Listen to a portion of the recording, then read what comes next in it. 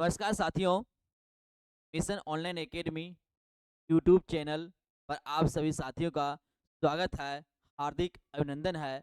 आज मकर संक्रांति के शुभकामनाओं के साथ आशा करते हैं आप सभी का आज का दिन और आने वाला दिन बहुत अच्छा होगा और उज्जवल हो।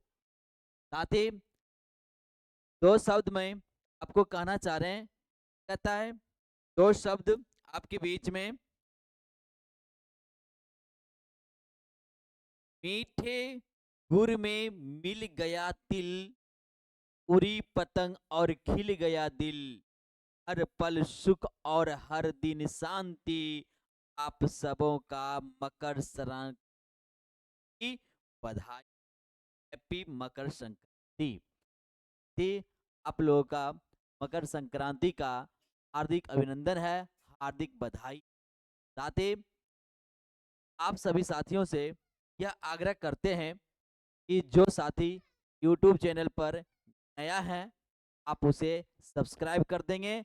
और आज का वीडियो यदि आज का सेशन अच्छा लगे तो आप लाइक और शेयर करना न भूलेंगे। साथ ही आज आपके बीच हम जबरदस्त क्लास फिजिक्स का लेकर उपस्थित हुए हैं, जो सक्षमता परीक्षाओं के लिए बहुत महत्वपूर्ण है, अति महत्वपूर्ण है। साथ ही आपको जानकारी दे दें, प्रत्येक दिन लाइव क्लासेस होती है जो शाम में 6 बजे से। उन सक्षमता जो परीक्षा देते हैं साथी 6 बजे शाम से चालू होती है और 9 बजे शाम तक आपका क्या होता है, ये क्लास लाइव क्लासेस चलती है। ये क्लास क्या होती है, लाइव क्लासेस चलती है।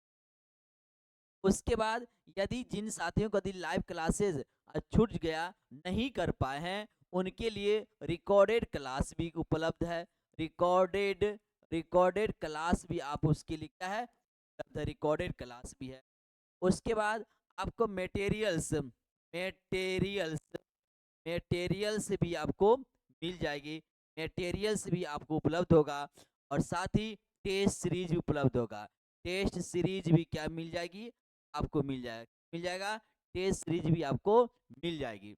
तो साथ ही जिन साथियों को क्लास कंटिन्यू करनी होगा, यदि जिन साथियों को क्लास कंटिन्यू करनी हो तो क्या करेंगे, आप इस नंबर को नोट कर लेंगे 7992258422 पर क्या करें, आप कांटेक्ट करेंगे। 1 मिनट साथी, 1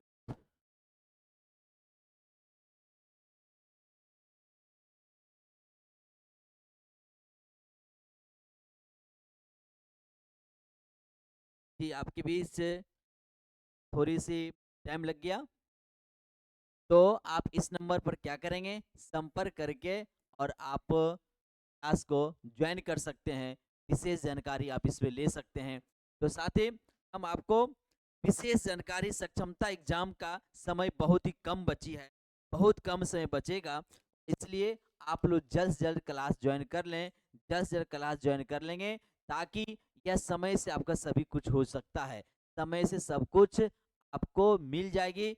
ताकि अधिक से अधिक मार्क्स आपको लाना है, अधिक से अधिक नंबर लाना है, और इसलिए कि मनचाहे जगह आपकी पोस्टिंग हो सके, इसलिए अधिक नंबर लाने की आवश्यकता है और जरूरी है।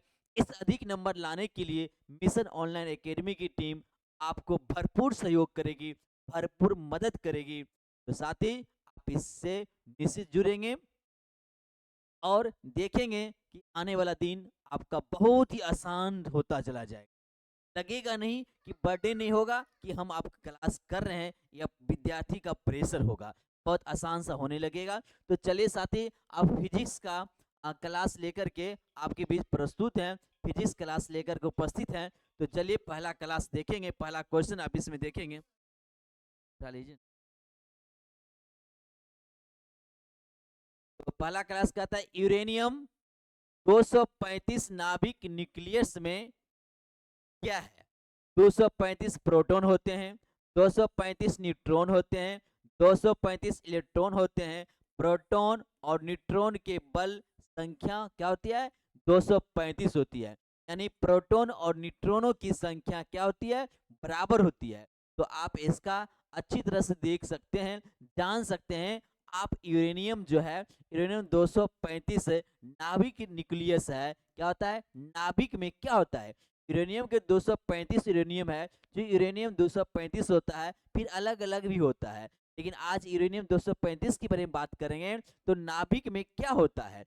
नाभिक में 235 प्रोटॉन होता है, नाभिक में 235 न्यूट्रॉन होता है, या नाभिक में 235 इलेक्ट्रॉन होता है, या नाभिक में प्रोटॉन और न्यूट्रॉन दोनों की संख्या क्या होती है? 235 होती है। तो बताएंगे इसका आंसर क्या होगा? इसका आंसर क्या होगा? डी नंबर होगा। प्रोटॉन और न्यूट्रॉन की संख्या जो है 235 होती है। कब? कहां पर? तो यूरेनियम 235 के नाभिक में। यूरेनियम 235 के नाभिक में इलेक्ट्रॉन और प्रोटॉन की संख्या 200, इलेक्ट्रॉन और सॉरी प्रोटॉन और न्यूट्रॉनों की संख्या क्या होती है? 235 होती है। होती है ये नाभिक में होती है। अब अगला प्रश्न देखेंगे। अगला सेकेंड नंबर प्रश्न देखिए इसका। प्रश्न नंबर सेकेंड देखना है। कहता है परमाणु में नाभिक परिवर्तनों के फलस्वरूप तरंग किरणें कौन सी है? नाभिकीय परिवर्तन के फलस्वरूप कौन सी तरंग है? अवरक्त किरणें, एक्स किरणें, प्रकाश किरणें और गामा किरण। क्या हो गया? गामा किरण हो गया। कहता है परमाणु में नाभिकीय परिवर्तनों के फलस्वरूप, परमाणु में नाभिकीय परिवर्तनों के फलस्वरूप ये तरंगे कौन सी तरंगे हैं? आपको बता दें, अल्फा जो है, अल्फा बीटा गामा, अल्फा किरण जो होते हैं, अल्फा किरण क्या होती है? ये ऋणात्मक होती है। अल्फा किरण क्या होता है? ये ऋणात्मक होती है। अल्फा किरण आपका क्या होता है? ऋणात्मक होती है। उसके बाद आपका बीटा जो है, बीटा किरण जो है नाभिक में, बीटा किरण का नाभिक जो होता है वह क्या होता है? धनात्मक। बीटा किरण का नाभिक क्या होता है? इसका नाभिक क्या होता है? इसका बीटा किरण नाभिक क्या होता है? धनात्मक होता है। बीटा किरण की नाभिक क्या होती है? धनात्मक। बीटा किरण नाभिक धनात्मक होती है। और गामा किरण, गामा किरण के नाभिक क्या होता है? गामा किरण की नाभिक क्या होता है? उदासीन होता है। क्या होता है? उदासीन होता है। गामा किरण की नाभिक क्या होता है? उदासीन होता है। अब कहता है इसमें नाभिक परिवर्तनों के फलस्वरूप किरणें कौन सी है जो परमाणु में नाभिक परिवर्तन करता है? वह किरण आपकी कौन सी है? तो यह नाभिकों परिवर्तन किसमें होगा? तो यह ऑप्शन नंबर क्या होगा? डी, अर्थात गामा किरण। गामा किरण क्या होता है? ये नाभिक में उदासीन होता है। फलस्वरूप कौन सी किरण होती है? तो आपका ऑप्शन नंबर डी होगा। तो क्या हो जाएगा? गामा किरण। हो जाएगा गामा किरण। अब देखेंगे खगोलीय दूरी का मात्रक है। अब देखिए दूरी का मात्रक, वैसे सिंपल दूरी की बात करेंगे, यदि सैंपल दूरी की बात करेंगे, जैसे कहेंगे पटना, पटना टू दिल्ली, जैसे कहेंगे पटना टू दिल्ली, दिल्ली कहेंगे पटना, पटना से टू दिल्ली, पटना से दिल्ली कहेंगे। यदि इसके बीच जो दूरी होगा, दूरी का मूल मात्रक क्या होगा? मीटर। क्या होगा? मूल मात्रक इसका मीटर। इसी का मीटर क्या होता है? इसी से किलोमीटर आएगा। ये दूर और आएगा। अब देखिए तो किलोमीटर क्या होगा? समान दूरी का मात्रक है, या नहीं होगा? समुद्री मील ये जाता है, इस समुद्र की दूरियों को मापने किया जाता है। और एंगस्ट्रम जो होता है आपका विद्युत गुलाम धारा की मात्रक उसमें होता है। तो ये कहता है खगोलीय दूरी की मात्रक क्या होता है? ये प्रकाश वर्ष होता है। खगोलीय दूरी की मात्रक क्या होता है? प्रकाश वर्ष होता है। खगोलीय दूरी मात्रक कितना होता है? प्रकाश वर्ष आपकी होती है। तो अगला प्रश्न की ओर देखेंगे। 4 नंबर प्रश्न की ओर आइए भाई।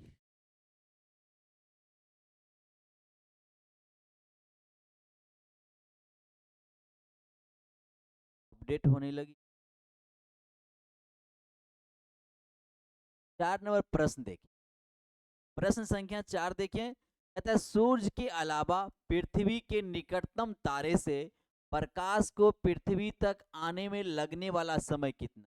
अब देखिए सूर्य के अलावा, सूर्य के अलावा पृथ्वी, मतलब ये आप जानते हैं आकाश गंगा में, ब्रह्मांड में बहुत सारे तारे हैं, असंख्य तारे हैं, लाखों तारों जिसको आप कह सकते हैं, बहुत सारे तारे हैं। तो कहता है सूरज भी एक प्रकार का क्या है, तारा है। तो सूरज के अलावा पृथ्वी के निकटतम तारे पर प्रकाश जो है पृथ्वी तक आने में कितना समय लगता है, तो क्या है 4.2 सेकेंड, 4.2 वर्ष और 42 सेकेंड और 42 वर्ष है। तो पहले सबसे पहले आपको बता दें कि सूर्य से पृथ्वी पर, सूर्य से सूर्य से पृथ्वी पर, सूर्य से पृथ्वी पर, पृथ्वी पर सूर्य से यानी सूर्य की प्रकाश, सूर्य से मतलब सूर्य की प्रकाश, सूर्य की प्रकाश, सूर्य की प्रकाश पृथ्वी पर आने में कितना समय लगता है। सूर्य की प्रकाश को पृथ्वी आने में कितना समय लगता है, तो कितना समय लगता है, तो कितना समय 8 मिनट, कितना समय लगेगा 8 मिनट, याद रखेंगे 8 मिनट 16.6 सेकेंड, 8 मिनट 16.6 सेकेंड। इसी यदि यह ऑप्शन नहीं रहेगा तो किसी किसी में आपको दिया रहेगा 8 मिनट 20 सेकेंड, कहीं आपको मिल जाएगा 8 मिनट 20 सेकेंड, लेकिन एक्चुअल मान क्या हो गया 8 मिनट 16.6 सेकेंड होती है। अब देखिए चंद्रमा की बात करेंगे। चंद्रमा, चंद्रमा की प्रकाश, चंद्रमा के अपना प्रकाश नहीं होता है, चंद्रमा की परावर्तित प्रकाश कहिए, चंद्रमा की परावर्तित प्रकाश, चंद्रमा की परावर्तित प्रकाश को, प्रकाश, प्रकाश पृथ्वी पर पहुंचने में, पृथ्वी, पृथ्वी पर, पृथ्वी पर पहुंचने में, पृथ्वी पर पहुंचने में, पहुंचने में कितना समय लगाती है, आप लोग जानते होंगे तो आप बताएंगे तो कितना समय लगाती है, 1.28 सेकेंड, कितना लगाएगी 1.28 सेकेंड लगाती है। अर्थात ये समझिए 1.5 सेकेंड, 1.28 सेकेंड, अर्थात 1.5 सेकेंड से भी कम, अर्थात 1.25 सेकेंड से ज्यादा लगता है। मात्र 1 सेकेंड का मात्रा है कि सूर्य की, चंद्रमा की प्रकाश सूर्य पर पहुंचने में कितना लगाता है, 1.28 सेकेंड, कितना लगता है 1.28 सेकेंड। अब ये क्वेश्चन आपका है सूर्य के अलावा पृथ्वी के जो निकटतम तारा है उसको पृथ्वी पहुंचने में उसकी प्रकाश को कितना समय लगता है, उसकी प्रकाश को कितना समय लगता है, तो ये आप ध्यान रखेंगे 4.2 वर्ष, 4.2 वर्ष समय लगता है। और दो, अब इससे आप आंकड़ा लगा सकते हैं प्रकाश की चाल कितना है, 3 × 10⁻15 मीटर प्रति सेकेंड है प्रकाश की चाल, और उसको 4.2 वर्ष सेकेंड में, और ये 4.2 वर्ष अंदाजा लगा सकते हैं पृथ्वी का निकटतम तारा जो है, पृथ्वी के निकटतम तारा जो है पृथ्वी से कितना दूर है, इससे आप अंदाजा लगा सकते हैं। तो आप इसको डायग्राम को आप स्क्रीनशॉट भी ले सकते हैं और या किसी कॉपी में राइट डाउन कर सकते हैं, आप इसे लिख सकते हैं। चलिए अगला प्रश्न की ओर आते हैं। अगला प्रश्न आपका 5 नंबर प्रश्न है। 5 नंबर प्रश्न कहता है समुद्र में डूबी वस्तुओं का पता लगाने हेतु अप्रयुक्त उपकरण है। जो समुद्र में कोई वस्तु डूब जाती है उसका पता लगाने के लिए कौन सा उपकरण का यूज करते हैं, क्या है, पहला रेडार है, दूसरा सोनार है, तीसरा क्वासार है और पल्सार है। तो समुद्र में डूबी वस्तुओं का पता लगाने के लिए कौन सा उपकरण है, कौन सा उपकरण बताएंगे आप लोग। आंसर क्या हो जाएगा इसका, इसका आंसर आपका क्या हो जाएगा, आंसर हो जाएगा सोनार, याद रखेंगे इसका आंसर होगा सोनार।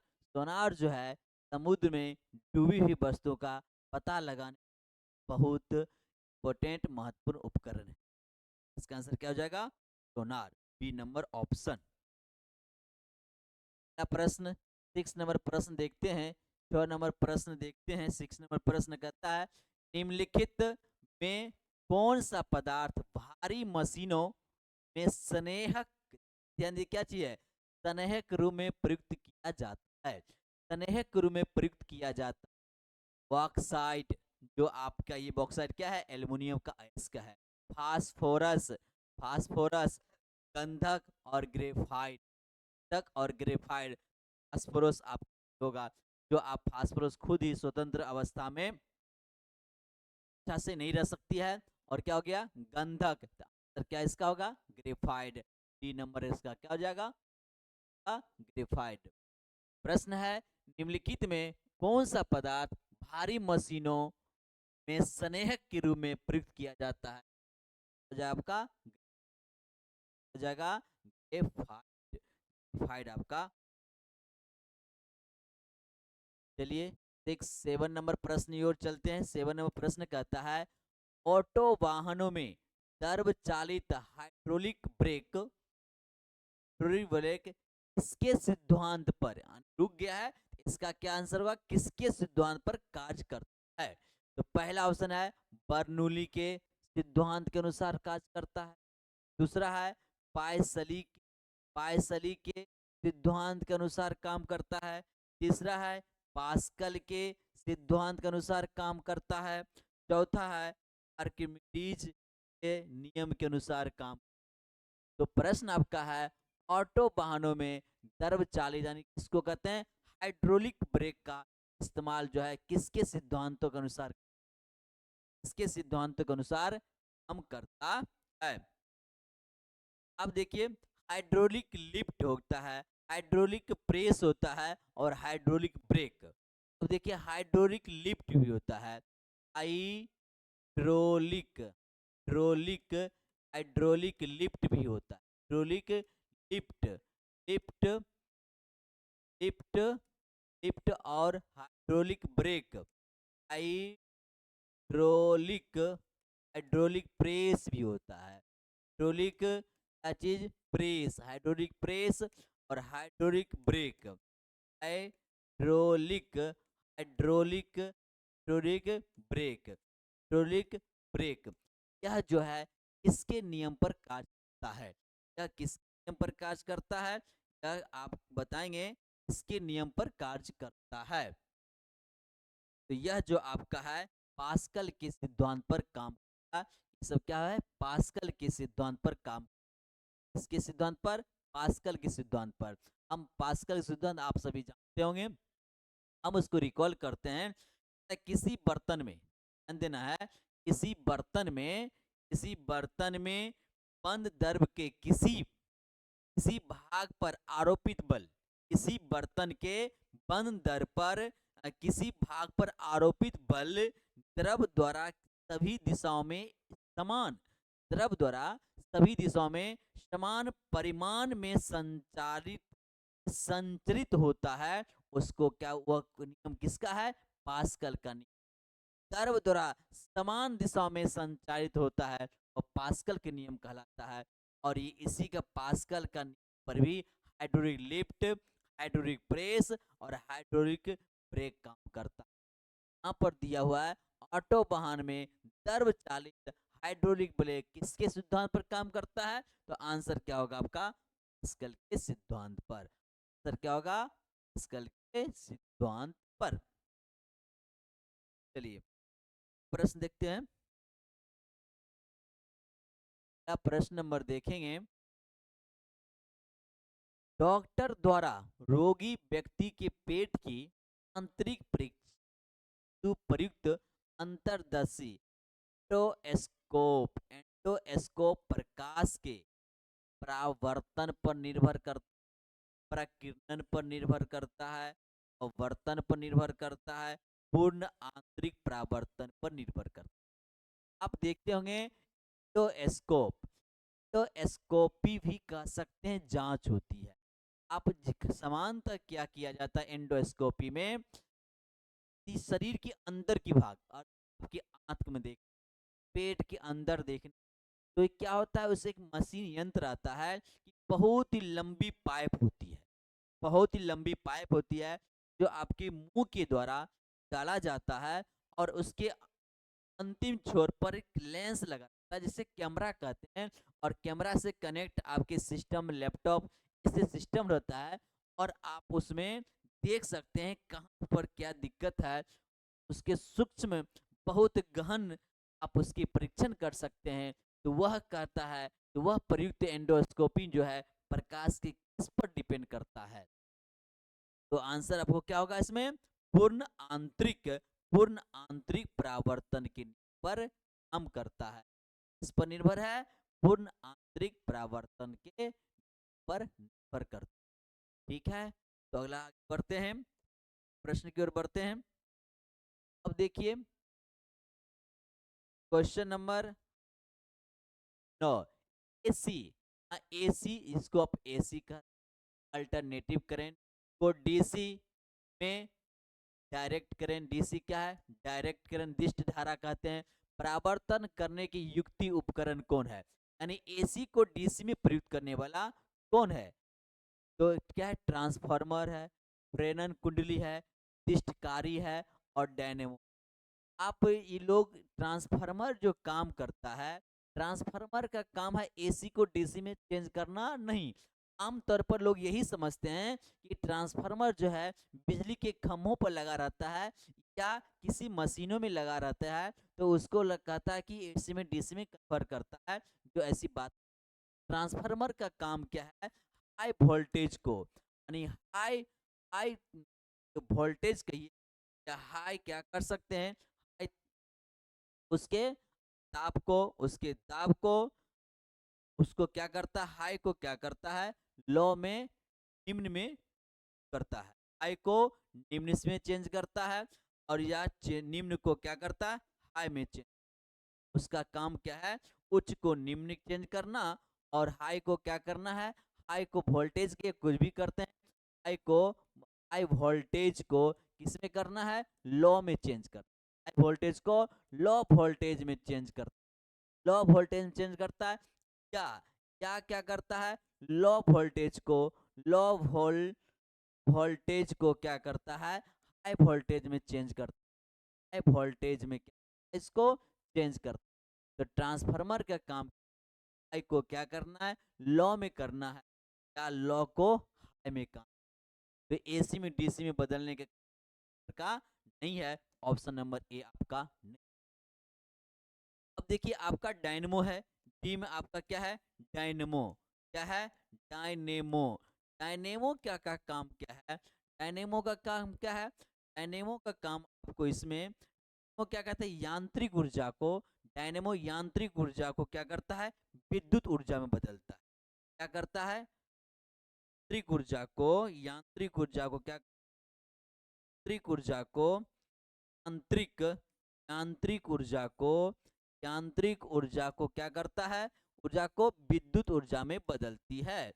इसमें ऊर्जा में बदलती है, विद्युत ऊर्जा में बदल, यांत्रिक ऊर्जा को विद्युत ऊर्जा बदलती है। किसका काम है? डायनेमो के काम। अब एसी को डीसी में बदलने का काम किसका है? रेक्टिफायर का। किसका काम है? रेक्टिफायर का काम। नंबर क्या होगा? बी। इसका ऑप्शन क्या होगा? B number. एसी को डीसी बदलने कौन करती है? रेक्टिव अर्थात दिष्टकारी। क्या हो जाएगा? का आंसर हो जाएगा।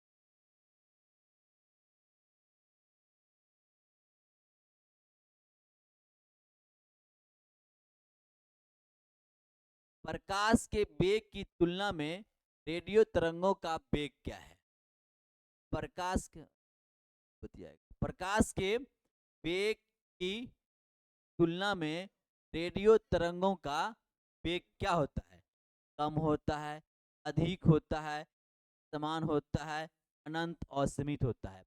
प्रकाश के वेग की तुलना में रेडियो तरंगों का तुलना होता है। रेडियो तरंगों का वेग क्या होता है?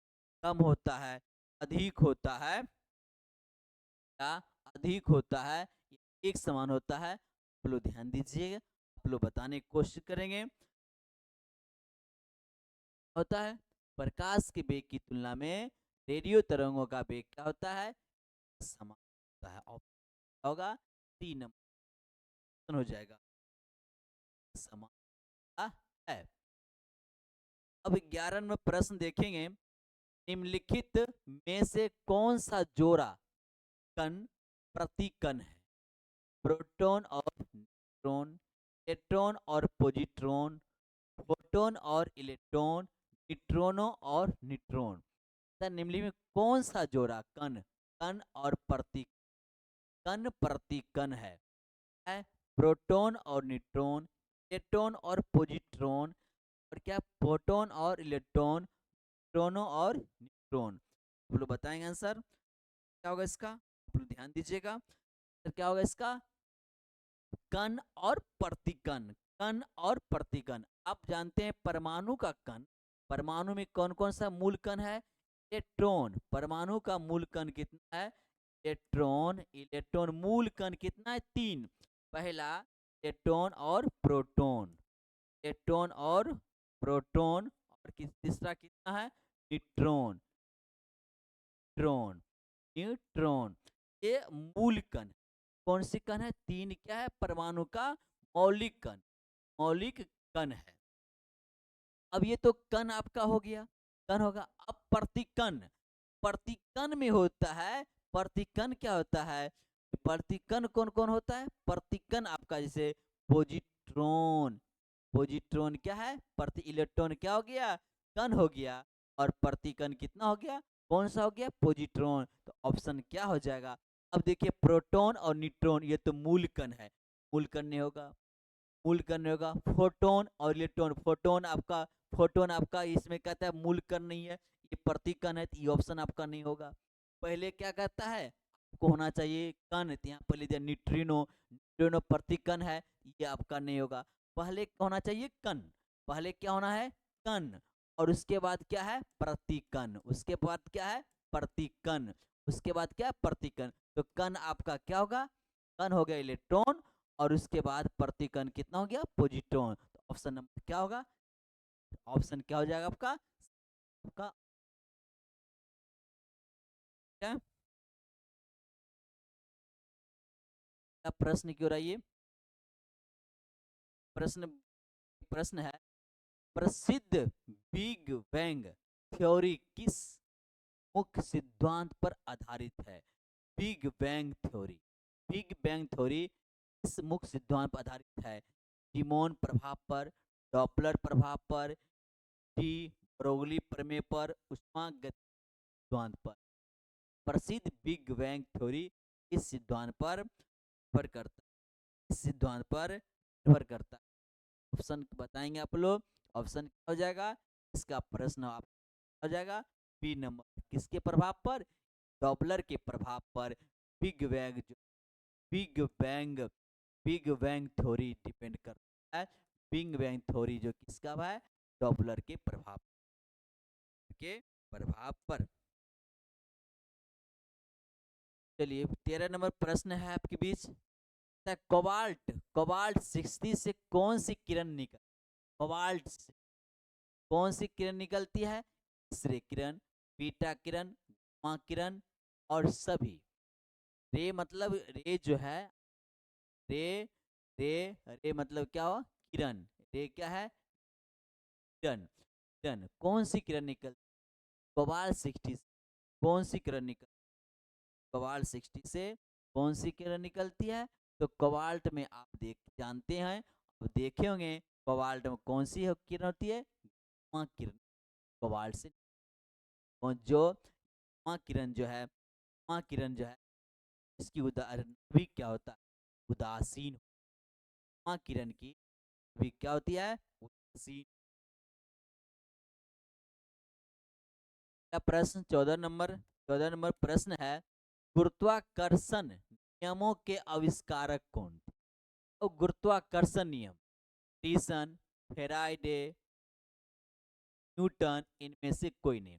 अब गुरुत्वाकर्षण नियम का है, जो गुरुत्वाकर्षण नियम है इसका जो है, गुरुत्वाकर्षण नियम का कौन किया था, गुरुत्वाकर्षण नियम, गुरुत्वाकर्षण आविष्कारक कौन थे।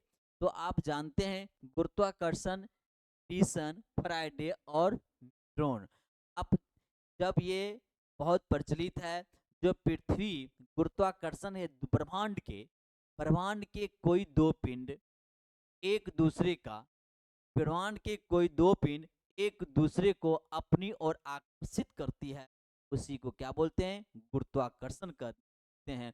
और ये गुरुत्वाकर्षण का नियम देने वाले कौन है, न्यूटन साहब, देने वाले कौन है, तो न्यूटन गुरुत्वाकर्षण का दिए हैं, दिया तो न्यूटन ने दिया।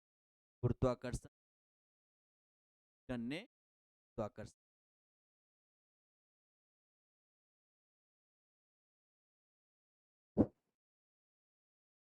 अगला प्रश्न आपका है, शून्य में स्वतंत्र रूप से गिरने वाली वस्तुओं का, शून्य से स्वतंत्र रूप से गिरने वाली वस्तुओं का समान गति होती है, समान त्वरण होता है, समान वेग होता है और समान बल होता है। शून्य से स्वतंत्र रूप से गिरने वाले वस्तुओं का, स्वतंत्र से गिरने वाली वस्तुओं का क्या होती है, तो त्वरण होगा, समान त्वरण होता है। शून्य से में स्वतंत्र रूप से गिरने वाले वस्तुओं का होती है, उसमें वेग समान त्वरण होता, त्वरण।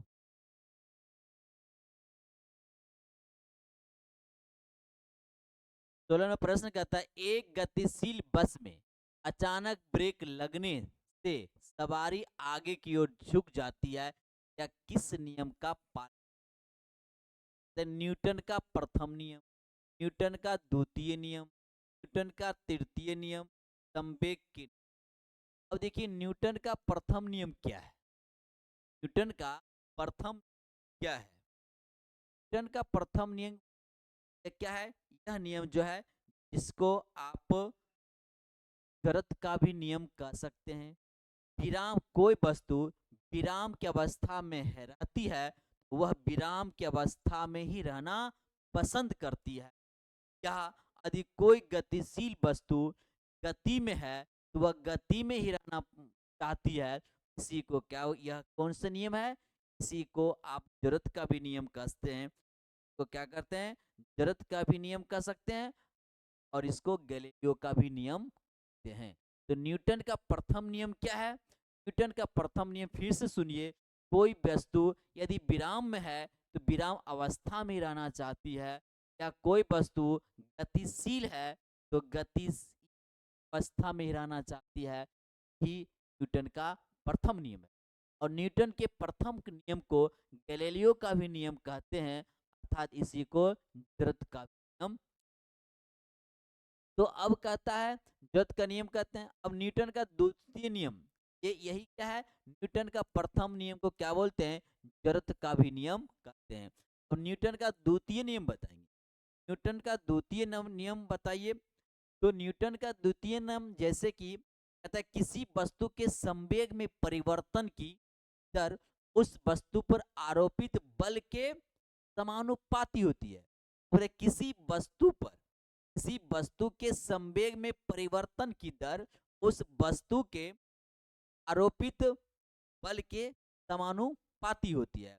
इसको अर्थात क्या होता है, संवेग परिवर्तन की दिशा में होता है। अर्थात क्या होता है, संवेग जो है वो परिवर्तन के दिशा में होता है, संवेग के दिशा में होता है। और न्यूटन के द्वितीय नियम से ही बल की व्यंजन प्राप्त होती है, बल की व्यंजक प्राप्त होती है। जैसे व्यंजक बल की कहते हैं, बल की व्यंजक F बराबर क्या है, याद रखिएगा, F बराबर क्या होता है, एम ए। इस नियम से मिला है, तो न्यूटन का दूसरे नियम से मिला। F मतलब फोर्स, M मतलब मास, A मतलब क्या होता है, त्वरण। अब न्यूटन का तृतीय नियम बताएंगे। न्यूटन का तृतीय नियम किसे कहते हैं, कहता है प्रत्येक क्रिया के बराबर, प्रत्येक क्रिया के बराबर परंतु विपरीत दिशा में प्रतिक्रिया होता है। प्रत्येक क्रिया के बराबर परंतु विपरीत दिशा में प्रतिक्रिया होती है, इसी को न्यूटन का तीसरा नियम कहते हैं। न्यूटन के तीसरे नियम से संबंधित एग्जाम्पल देखेंगे। जब कोई व्यक्ति जब कोई व्यक्ति बंदूक चलाता है, या कह सकते हैं बंदूक से गोली चलाने पर चलाने वाले व्यक्तियों को पीछे की ओर क्या करता है, धक्का लगाता है, पीछे की ओर क्या करता है, धक्का लगाता है। जैसे दूसरी तरफ एग्जाम्पल देखेंगे, कोई व्यक्ति यदि नाव खेते खेते नदी के किनारे आ गया, और जब व्यक्ति नदी नाव से छलांग लगाकर किनारे उतरता है, तो नाव क्या होती है, पीछे की ओर चली जाती है। और क्या होती है, पीछे की ओर चली जाती है। न्यूटन के किस नियम के आधारित पर है, न्यूटन के तीसरे नियम पर है। जैसे उसके बाद रॉकेट की उड़ान, रॉकेट भी न्यूटन के तीसरे नियम पर है। तो यह कहता है कि कोई व्यक्ति अचानक कोई बस में अचानक ब्रेक लगाता है तो वह आगे की ओर झुक जाता है। जैसे कि आप सब बस में सवारी करते हैं तो बिल्कुल आप रिलैक्स अवस्था में बैठे रहते हैं, लेकिन आप तो बैठे रहते हैं, लेकिन आपकी बॉडी बस के साथ आपका क्या होता है, गतिशील होता है। आपकी बॉडी गति में ही आना चाहती है। एक ब्रेक लगाता है तो बॉडी तो आगे बढ़ना चाहती है, लेकिन ब्रेक के कारण आपका पैर साथ में आपको रुक जाता है, तो बॉडी आपका पहला भाग आगे को झुक जाता है, अर्थात गति में ही रहना चाहती है। तो यह किस नियम पर आधारित है? ये उनका प्रथम नियम है, जो जिससे जड़त्व का नियम भी कहते हैं। नियम के आधारित पर ब्रेक लगने पर जो झुक जाएगा, चलेगी पीछे की ओर मुड़ झुक जाएगा, न्यूटन के पर है, न्यूटन के प्रथम नियम पर है। क्या प्रश्न देखेंगे, क्या प्रश्न 17 नंबर कहता है, अब जी जो है, जी बराबर क्या होता है, जी बराबर नहीं बराबर पहले कर, जी बराबर पहले बात, तो जी एफ बराबर क्या होता है, एफ बराबर जी, जी क्या होता है, नियतांक है, ये क्या है, नियतांक है। तो यह एफ बराबर आप क्या कह सकते हैं, जी 1m2, जी 1m2 दो एक क्या होता है, एक दो पिंड होता है, जब भी गुरुत्वाकर्षण बल लगता है तो क्या होता है, दो पिंडों के बीच में गुरुत्वाकर्षण बल लगता है एक दूसरे को अपने आप। तो m1 एक पिंड का भार है और m2 दूसरे पिंड की भार है, और क्या होगा, बट्टा स्क्वायर, ये क्या होता है, त्रिज्या का पृथ्वी का, गुरुत्वाकर्षण में एक पिंड पृथ्वी का है तो स्क्वायर। अब जी का मान, जी का क्या इकाई मान निकलता है। अब देखिए ये क्रॉस मल्टी गुना करेंगे, क्रॉस मल्टीप्लिकेशन, तो क्या हो जाएगा, जी m1 इंटू m2 बराबर f गुना स्क्वायर, बराबर क्या होगा, f गुना आर स्क्वायर। तो जी निकालना है तो जी बराबर क्या होगा, एफ आर स्क्वायर बट्टा m1 इंटू m2। अब f का क्या न्यूटन है, और आर स्क्वायर ये दूरी की मात्रक है, तो दूरी की मात्रक क्या होता है, मीटर स्क्वायर, तो मीटर स्क्वायर। अब m1 मास है तो क्या हो जाएगा, केजी गुना क्या हो जाएगा, केजी। तो क्या हो जाएगा यहाँ पर न्यूटन मीटर स्क्वायर बट्टा D square, newton metre square बट्टा डी स्क्वायर। इसको लिख सकते हैं न्यूटन मीटर स्क्वायर। अब कहाँ पर है, न्यूटन मीटर स्क्वायर बट्टा, ऑप्शन नंबर क्या है, B number, newton metre square बट्टा स्क्वायर, न्यूटन मीटर स्क्वायर बट्टा का होगा।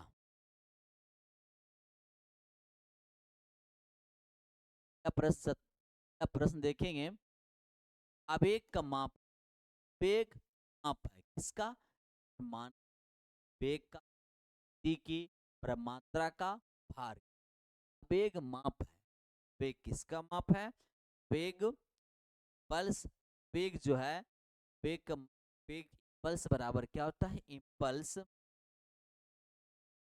पल्स बराबर क्या होता है, पल्स बराबर बताएंगे, पल्स बराबर क्या होता है, बल गुना समय, बल गुना समय अंतराल कर सकते, बल गुना समय बल गुना समय अंतराल, बल गुना समय अंतराल बताइए।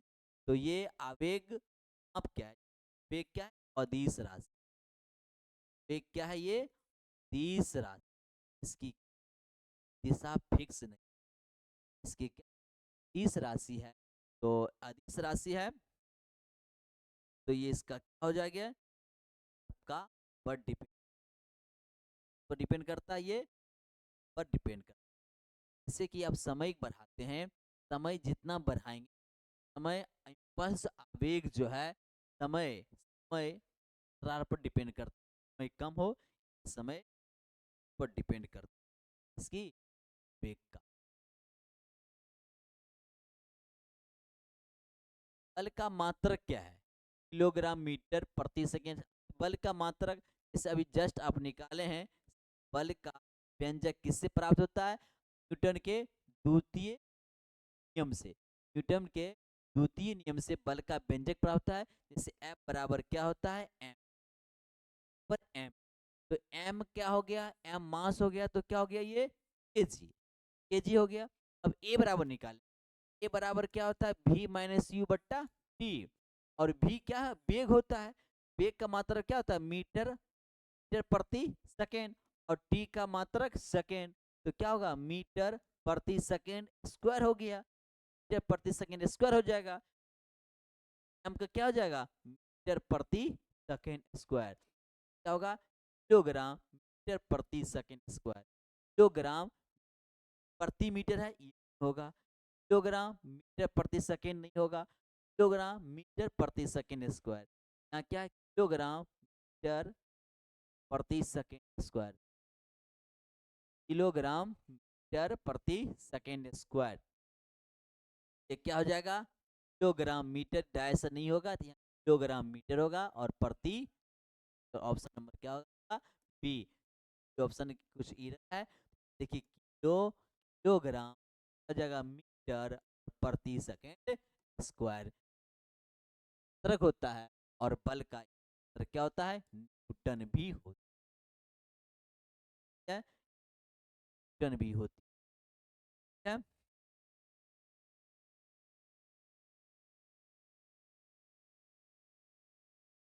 चलिए अगला प्रश्न देखते हैं। एक माइक्रोम बराबर है इसका 100 mm का 0.011 और 1000 mm का 0.011 mm। एक माइक्रोम किसके बराबर होता है? एक माइक्रोम किसके बराबर होता है? माइक्रोम बराबर होता है तो 0.011 mm। 4 number option, D number का ऑप्शन। देखिए इस नंबर प्रश्न कहता है तापमान का एसआई मात्रक क्या है? तापमान का, टेम्परेचर का। अब देखिए जूल किसका किसका मात्रक है?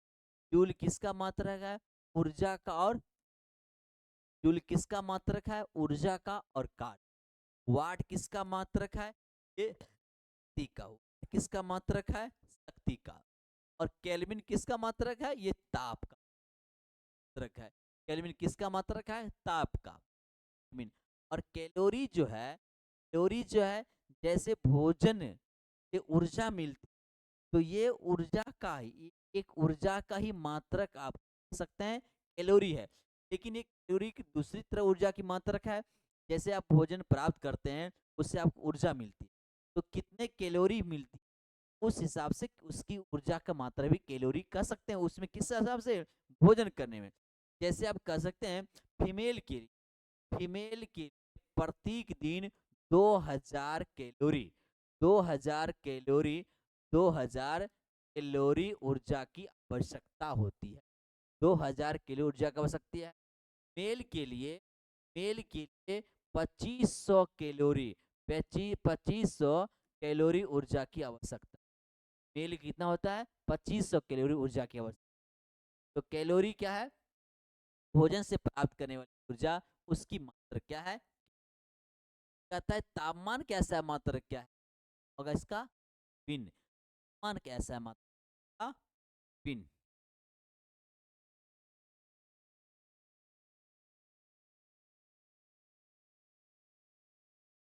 तापमान तो कितना होगा? पिन हो जाए।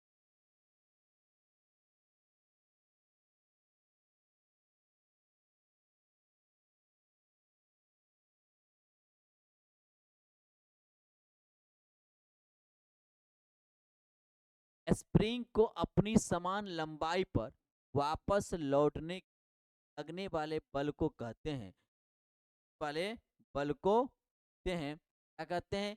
विभव बल कहते हैं, स्प्रिंग बल कहते हैं, गुरुत्व बल कहते हैं, प्रत्यासन बल कहते हैं।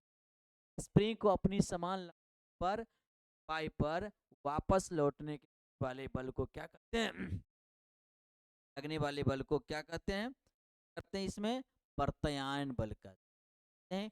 ऑप्शन नंबर डी में प्रत्यायन।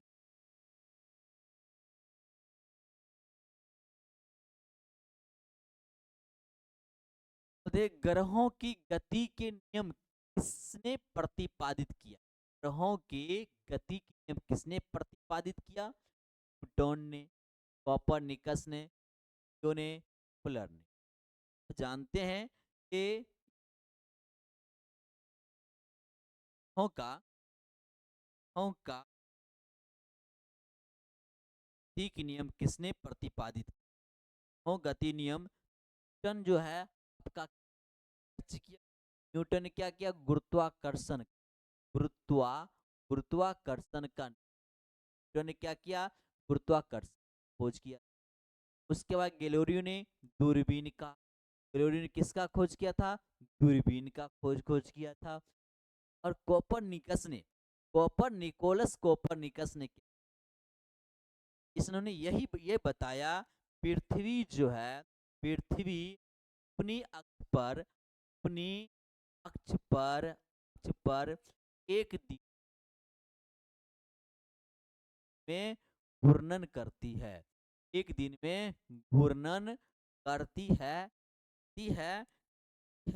तथा सूर्य को, तथा सूर्य का परिभ्रमण, सूर्य का परिभ्रमण परिभ्रमण वर्ष में, वर्ष में पूरा कर, इसने बताया था एक वर्ष में पूरा, कोपरनिकस ने था बताया था, कोपरनिकस ने बताया। तो ग्रहों की गति के नियम किसने प्रतिपादित किया? तो हो जाएगा आपका केपलर, हो जाएगा केपलर, आंसर हो जाएगा केपलर हो जाएगा। ठीक है, चलिए आज 25 प्रश्नों का 25 प्रश्नों की है। तो आज एंड लास्ट प्रश्न आपके बीच 24 नंबर प्रश्न है। 24 नंबर, एक जेट इंजन किस सिद्धांत पर कार्य? वस्तु का संरक्षण पर, शक्ति का संरक्षण पर, कोणीय घूर्ण का संरक्षण पर, ठीक संवेग एक जेट इंजन किस सिद्धांत पर कार्य, सिद्धांत पर कार्य करता है जेट इंजन? देंगे रैखिक संवेग, डी नंबर ठीक संवेग पर कार्य है।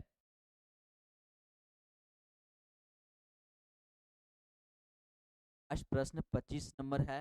25 नंबर, यदि एक कण वेग अपने आण्विक मान एक तिहाई है तो कण की ऊर्जा क्या होगी? 9 गुनी, 3 गुनी, 9 गुनी 1/3। अब देखिए गतिज ऊर्जा बराबर क्या होती है?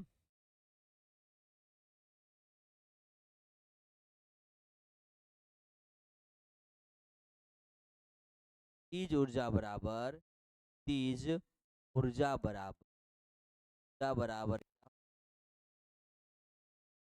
स्क्वायर होता है एम वी स्क्वायर। तो देखिए तो पूरा हाफ कांस्टेंट है, यह चेंज नहीं होगा। और एम क्या है? एम आपका मास है, द्रव्यमान है, इसकी बात नहीं। अब सिर्फ ऊर्जा की बात, वेग की बात। यदि v जो है कितना हो जाता है? 1/3। v यदि 1/3 हो जाता, v 1/3 हो जाता, 1/3 भी हो जाता है तो वेग, तो क्या करेंगे? 1/3 v स्क्वायर कर आ जाएगा, 1/3 × 9 और v स्क्वायर, v स्क्वायर कितना गुना हो जाएगा? बटा गुना, गुना हो जाएगा बटा गुना हो जाएगा बटा गुनी बी नंबर कितना हो जाएगा? B number. तो फिर से मैं सभी लोगों का, सभी साथियों का अभिनंदन करते हैं, मकर संक्रांति बधाई देते हैं। और साथ ही आज का अच्छा होगा निश्चित रूप से कर दे। जो साथी YouTube चैनल पर नए हैं करना न भूलेंगे। बेल हुए सभी को बेस्ट ऑफ लक।